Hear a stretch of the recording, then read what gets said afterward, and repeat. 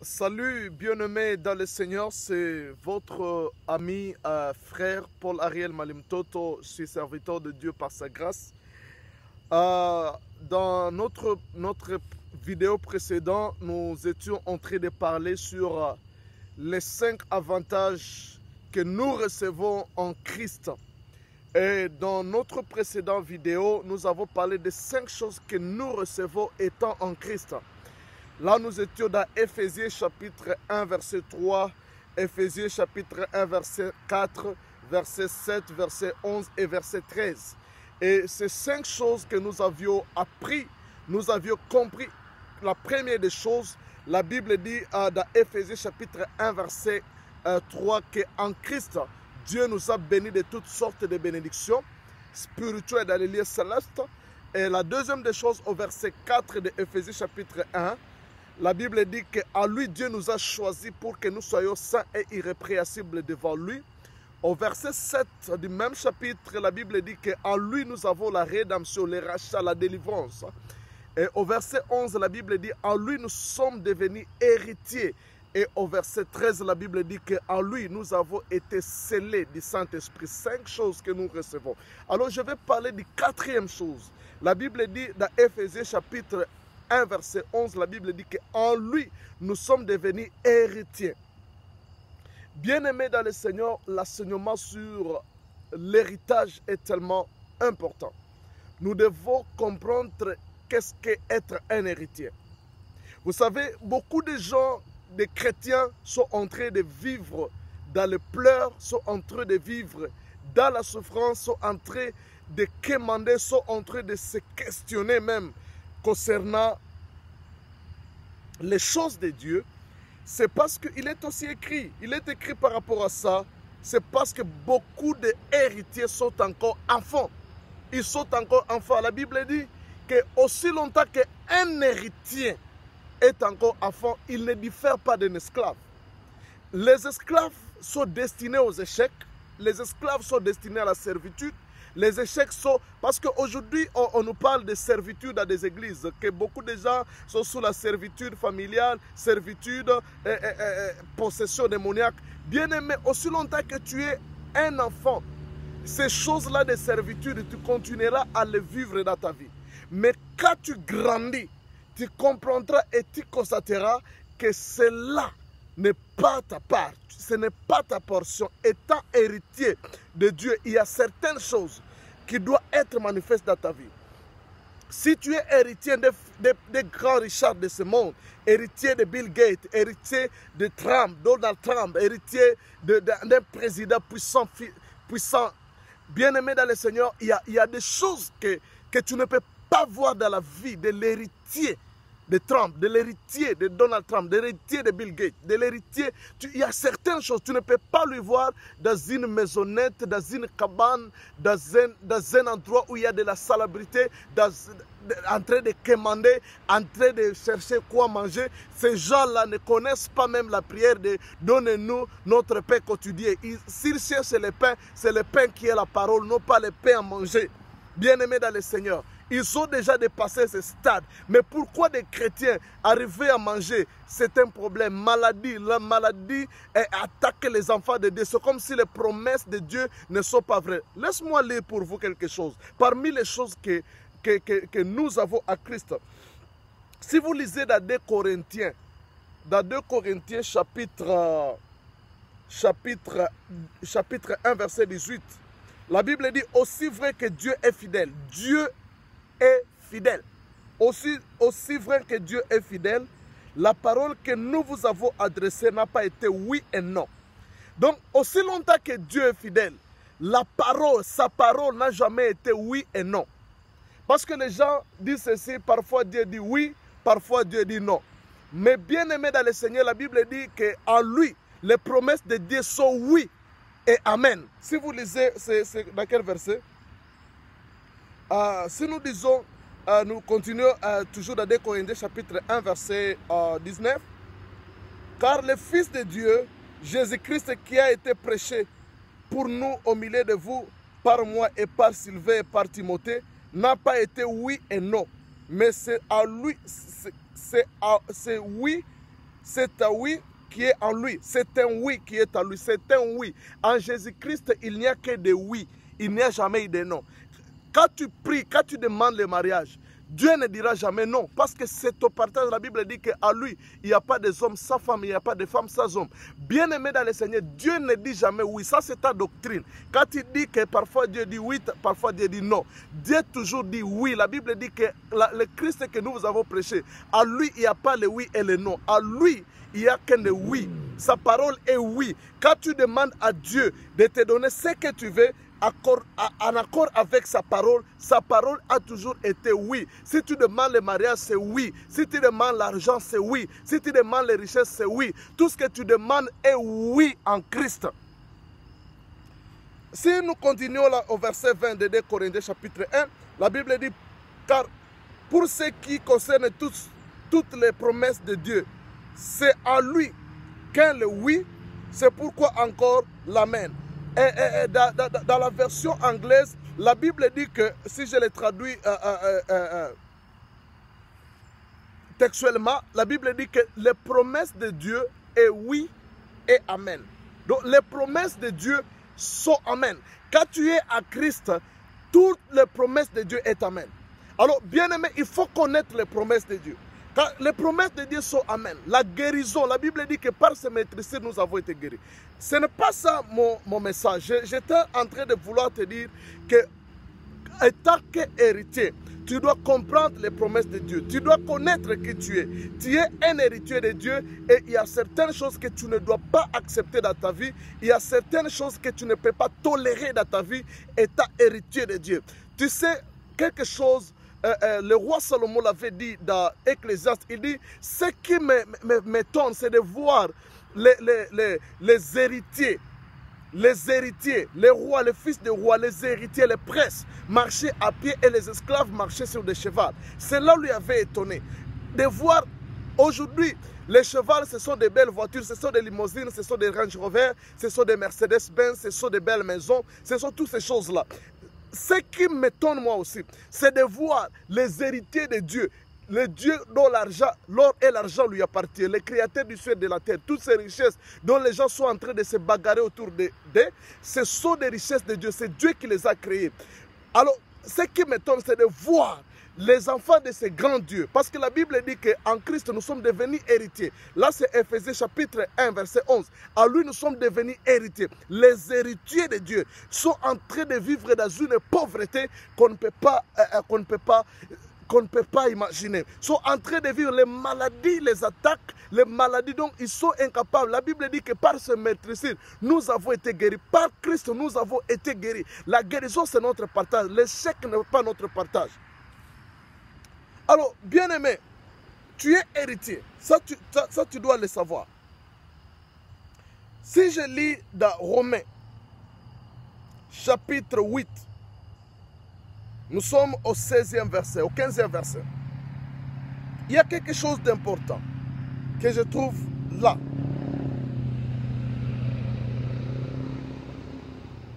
La Bible dit ceci en Romains chapitre 16, verset 15. Et vous n'avez point reçu un esprit de servitude. Nous n'avons pas reçu l'esprit d'esclavagisme. Nous ne sommes pas des esclaves. Vous n'avez pas reçu l'esprit de servitude pour être encore dans la crainte. Vous savez, l'esprit de la servitude nous met dans une position de crainte. Le diabète, quand on te diagnostique, on te dit que tu as de la diabète. Et tu commences à avoir peur que je vais mourir. Qui t'a dit que tu vas mourir? Ça, c'est la diagnostic du docteur. Mais qu'est-ce que la parole de Dieu dit par rapport à ça? C'est très important de savoir ce que Dieu dit par rapport à ça, par rapport à cette diagnostic. Si tu veux voir ce que Dieu dit par rapport à cette diagnostic, va dans Ésaïe chapitre 53, va dans 1 Pierre. Tu verras, la Bible dit que par ce meurtrissure, nous avons été guéris. Par ce meurtrissure, la diabète, Jésus a fini avec la diabète. Il a fini avec le sida. Il a fini avec le cancer. Cela n'est pas ta portion. Oui, on t'a diagnostiqué. Mais il suffit de refuser cela. Il suffit de confesser par la foi la guérison que tu as à Christ. La Bible, dit ceci, c'est en confessant de la bouche que nous parvenons au salut. Confesse de ta bouche la guérison qui est à Christ et tu vas voir cette guérison être manifeste. C'est très très important. La Bible dit que nous n'avons pas reçu l'esprit de la servitude pour être dans la crainte. Tu as la crainte du lendemain. Tu ne sais pas ce qui va arriver demain. Bien-aimé dans le Seigneur, regarde dans le bureau de la parole. Regarde ce que la parole dit par rapport au lendemain. La Bible dit ceci dans Jérémie, chapitre 29, verset 11. Je connais les projets que j'ai formés sur vous. C'est un projet de paix et non de malheur, afin de vous donner un avenir meilleur. Le projet de Dieu sur ta vie, c'est de te donner un avenir meilleur. Bien-aimé dans le Seigneur, quoi que la situation peut-être est difficile pour toi aujourd'hui, peut-être que tu traverses des moments difficiles. Bien-aimé dans le Seigneur, ne sois pas dans la crainte. Parce que la promesse de Dieu est oui et amen à Christ. Si tu es à Jésus, laisse-moi te dire que le lendemain, demain, ton futur est rassuré, ton futur est meilleur. Ton futur ne peut pas être comparé. La Bible dit d'ailleurs que les souffrances du temps présent ne peuvent pas être comparées à la gloire qui sera révélée pour nous.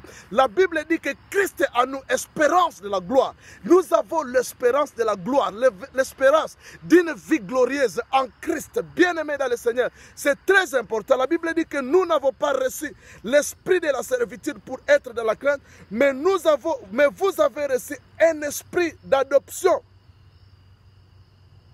Mais vous avez reçu un esprit d'adoption par lequel nous crions Abba, Père. Nous avons reçu l'esprit d'adoption. Nous avons été adoptés par Dieu. Et au travers de cet esprit d'adoption, nous avons le droit. We have the right to say Abba, Father. That means Abba, Father or Abba, Père veut dire Père aimant. Père aimant, mon Père. Donc, quand tu as reçu Jésus, le Fils de Dieu, il t'a donné le pouvoir de devenir aussi Fils de Dieu. Il t'a donné le pouvoir de devenir enfant de Dieu. Tu peux appeler Dieu ton Père. La Bible dit que nous avons reçu pas l'esprit de servitude pour être dans la crainte, mais nous avons reçu l'esprit qui nous rassure que nous avons un Père. Nous ne sommes pas des orphelins. Nous avons un Père responsable, un Père riche, un Père qui peut répondre à tous nos besoins. Il peut répondre à toutes nos questions. Il est capable de te donner tout ce que tu as besoin. Tu as besoin du voyage, tu as besoin d'une maison, tu as besoin de l'argent, tu as besoin de travail, tu as besoin de terrain, tu as besoin tout ce que tu as besoin, la paix, la joie dans ta vie, dans ton mariage. Bien-aimé dans le Seigneur, il suffit que tu te présentes devant le Père et le Père est là pour te donner tout ce dont tu as besoin. La Bible dit que nous avons reçu l'Esprit et cet Esprit nous donne le pouvoir d'appeler Dieu Père par cet Esprit. Et la Bible dit, l'Esprit lui-même rend témoignage. L'Esprit lui-même rend témoignage à notre esprit que nous sommes enfants de Dieu. L'Esprit lui-même rend témoignage à notre esprit que nous sommes enfants de Dieu. As you are there, you are a son of the living God. Tu es un enfant de Dieu. Dieu ton Père. Bien-aimé dans le Seigneur, tu dois accepter cette vérité. Quand Dieu est ton Père, la Bible dit, un Père responsable, il laisse l'héritage à ses enfants. Nous ne sommes pas seulement ses fils ou ses enfants, mais nous sommes aussi ses héritiers. Donc tout ce que Dieu a, l'or et l'argent. Parce que la Bible dit dans Agé que l'or et l'argent appartiennent à l'Éternel. L'or et l'argent qui appartiennent à l'Éternel nous appartiennent. Nous sommes héritiers de cela.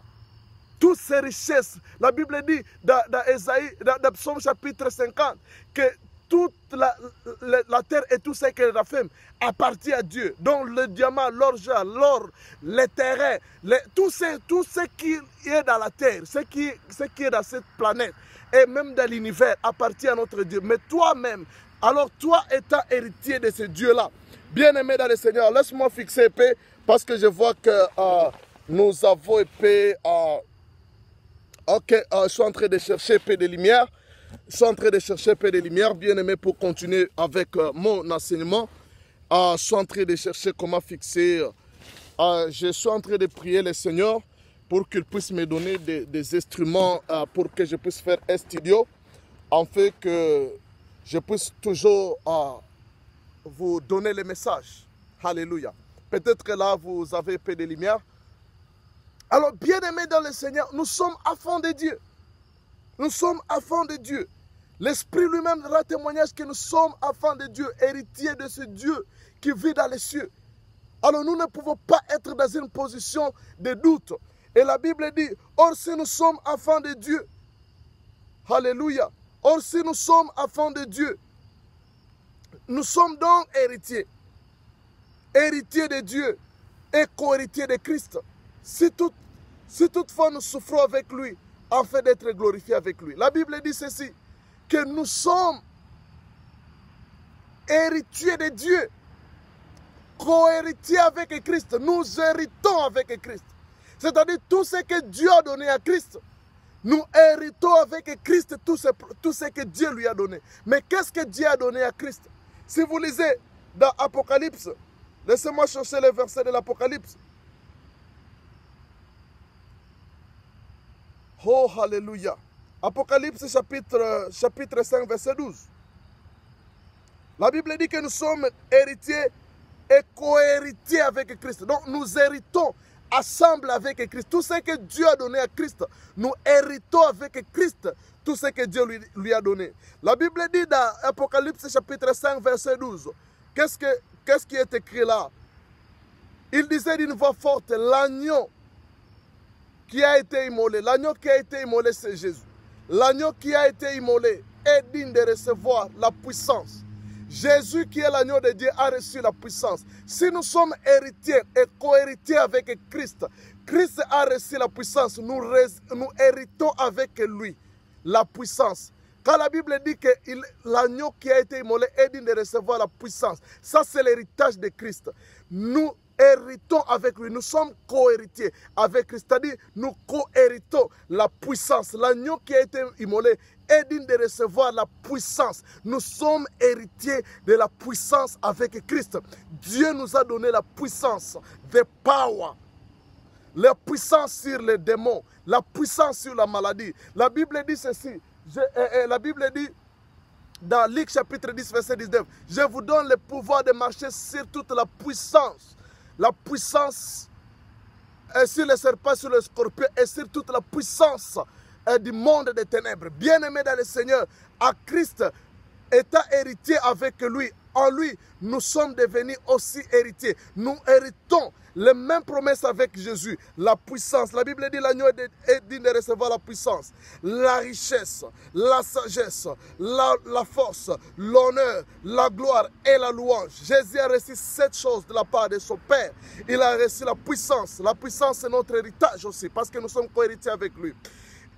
Il a dit de recevoir la richesse. La richesse, c'est son héritage. Bien-aimé dans le Seigneur, la richesse, c'est ton partage. La prospérité, c'est ton partage. La force, l'honneur. L'honneur, c'est ton partage, bien-aimé. Si tu as besoin de l'honneur, c'est ton partage. La gloire et la louange. Nous sommes aussi dans Ésaïe, chapitre 52, le dernier verset. Nous sommes en train de voir ce que Jésus a reçu de son Père. Nous sommes dans Ésaïe chapitre 52. Il est écrit, alléluia. Ésaïe chapitre 52. Non, laisse-moi voir, c'est peut-être 53 parce que il y a d'autres versets, ça commence au 53e verset. Ésaïe 50, nous sommes toujours dans Ésaïe 50, laisse-moi voir 53, Ésaïe.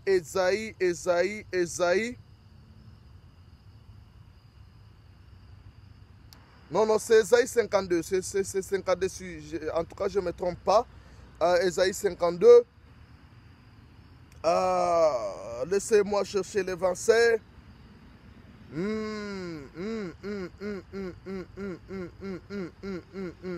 Ok, Ésaïe 52, verset 13. Voici mon serviteur prospérera. Ici, il parle de Jésus. Voici mon serviteur prospérera.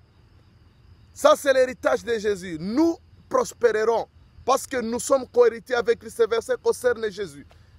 Voici mon serviteur prospérera. La prospérité, c'est notre partage. Tu as droit. Vous voyez, c'est être comme ça dans les ténèbres. Je devais être dans un studio. Et je vais acheter un studio où je vais commencer à vous prêcher dans de bonnes conditions. Parce que ça, c'est la pauvreté. Mon serviteur prospérera. La prospérité, c'est ton héritage à Christ. Tu hérites avec Christ la prospérité. Il montera. La montée, c'est ton partage. Il s'élèvera. L'élévation, c'est ton partage. Il se lèvera bien haut. C'est ton partage, bien-aimé. Tout ça, c'est votre héritage à Christ. Que Dieu vous bénisse. Tout ce que tu dois savoir, bien-aimé dans le Seigneur, tu es un enfant de Dieu, tu es héritier de Dieu. Il y a certaines choses que tu dois refuser. Voilà que je refuse aussi d'être dans un endroit comme celui-ci. Je dois être dans mon studio pour t'atteindre. Aujourd'hui, je dois chercher la lumière, commander, chercher la lumière dans ce parc. Mais j'ai besoin, et cela va arriver. Au nom de Jésus-Christ, même toi aussi, tu peux contribuer. Parce que je sais que tu es riche et tu es béni. Tu peux nous envoyer l'argent. Et si tu n'envoies pas, je sais que Dieu va envoyer l'argent. Il va envoyer l'argent, mais Dieu utilise toujours les hommes. Il utilise les canaux physiques pour nous atteindre.